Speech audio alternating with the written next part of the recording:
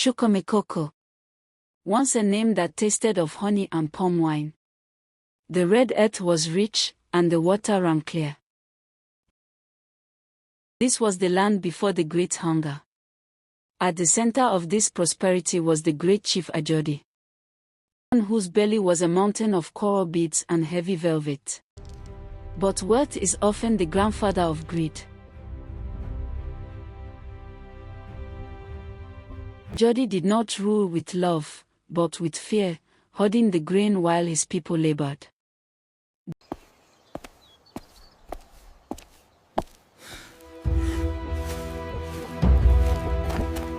Then, the sky changed its mind.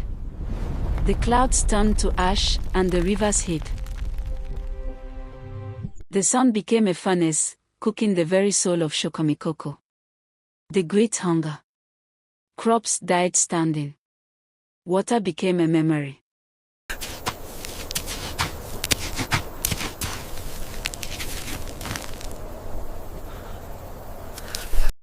The villagers withered like dried leaves, begging a god that seemed not to hear.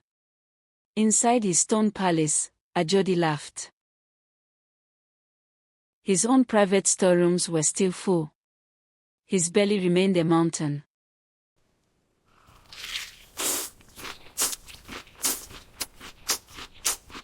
The village elders, led by the ancient Musa, went to beg the chief to open his grain stores. Ajadi only looked at them with small, cold eyes. He told them to work harder. A true chief, he said, is judged by the fatness of his private grain. He slammed the heavy doors. While Shokomikoko starving, a boy named Beo, an orphan of the hunger, wandered too far into the forbidden bush. He approached the great baobab tree, the sacred heart of the jungle. A tree that had seen 1,000 famines rise and fall. There, nestled between the colossal roots, Beo saw something impossible. A light where there should be only shadow. From the dust, he pulled out a simple clay pot. Rough, old, and completely ordinary, yet it pulsed with a warmth that was not of this world. He brought the pot to the chief's palace. Ajadi was furious at the intrusion of a beggar, until he saw the impossible light. Bea explained that he had found it at the baobab. Chief Ajadi demanded the boy prove its worth. The boy set the pot down and simply asked it to provide.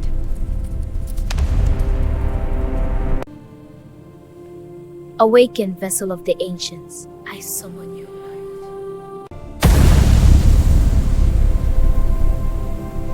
Then, Shokomikoko witnessed a miracle. The golden light intensified, and from the empty pot, steam began to rise. Not just smoke, but a symphony of aroma. From the pot came mounds of fresh akra, heaps of steaming fufu, bowls of rich egusi soup that had never touched a stove. A true miracle. Endless, fresh, and beautiful. Food that tasted of memory and hope. The great hunger was over. Ajadi kicked the orphan Beo out and locked the palace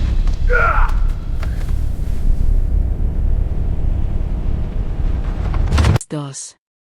The pot was his. Greed had found its ultimate tool. The next day, Ajadi became a hero. He fed the entire village for one single glorious day. My people, come forward! The feast is for all! The famine was broken. Hope returned.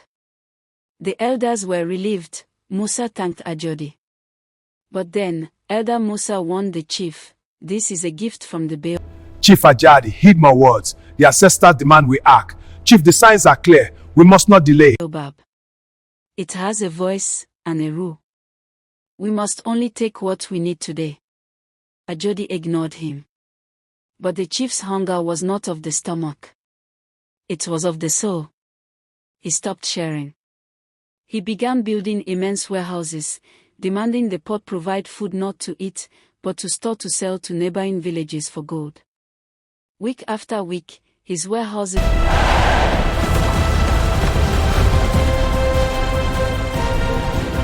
was filled with magical food that never rotted. While his people starved, Ajadi was creating an empire of grain. The village began to wither again. Ajadi decided to master the pot.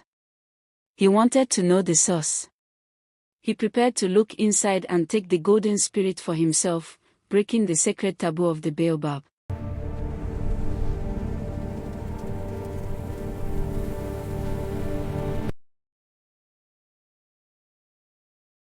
Elder Musa, sensing the danger, arrived at the palace gates to stop him.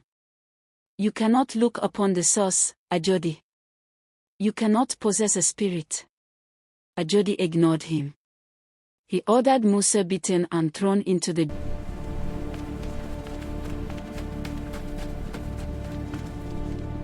dry river. It was midnight. The air was silent. Shokomikoko held its breath. Alone, at the peak of his power, Chief Ajadi placed his hand on the magical light and broke the seal.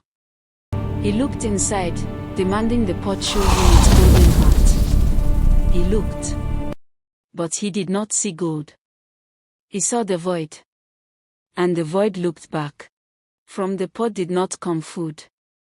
From the pot came the punishment. The Grey Plague. The entities attacked not his body, but his pride. The ash ate his velvet cap. No, The beetles devoured his coral beads. No, the darkness! The oily smoke dissolved his crocodile embroidery. Every sign of his wealth consumed in seconds. When the sun rose on Shokomikoko, the chief's palace was gone. Destroyed not by fire, but by rot.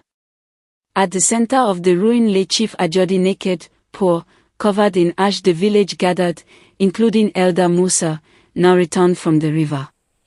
Musa did not feel triumph, only pity. Greed, he said, eats itself first. Ajadi had nothing left. Not even his pride. Ajadi was expelled from Shokomikoko. Famine had been a harsh teacher, but the curse had been harsher. Community sharing was restored. The orphan Bayo was adopted by Elder Musa, and the village slowly began to heal. The golden pot was never found again, but the baobab The village spirit is was coming back to life, satisfied. Musa. Yes, Bayo. Like this tree, we will grow strong.